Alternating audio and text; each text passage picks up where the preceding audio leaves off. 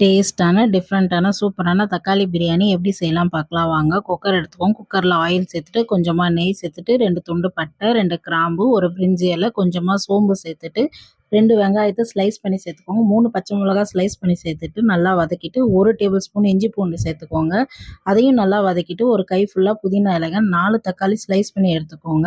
Plus அது கூட salt சேர்த்து நல்லா வதக்கிட்டு, 1 டேபிள் ஸ்பூன் தயிர் சேர்த்து நல்லா வதக்கிட்டு, 1 1/2 டேபிள் ஸ்பூன் தனி மிளகாய் தூள், 1 ஸ்பூன் சோம்புத்தூள், 1 ஸ்பூன் கரம் மசாலா, கொஞ்சமா மஞ்சத்தூள் சேர்த்து நல்லா வதக்கிட்டு, நான் இன்னைக்கு 1 கப் ரைஸ்க்கு 2 கப் தண்ணி அளவுன்ற அளவுக்கு நான் 2 கப் ரைஸ்க்கு 4 கப் தண்ணி வச்சிருக்கேங்க. நல்லா தண்ணி கொதிச்சு வரும்போது ரைஸ் சேர்த்துட்டு, கொஞ்சமா நெய் சேர்த்துட்டு, நீங்க குக்கர் மூடி நல்லா மூடிட்டு 2 விசில் வச்சு எடுத்தீங்கன்னா, சூப்பரான தக்காளி பிரியாணி ரெடி. நான் இன்னைக்கு ரைத்தாவும் ஆம்லெட்டோட சர்வ் பண்ணியிருக்கேங்க.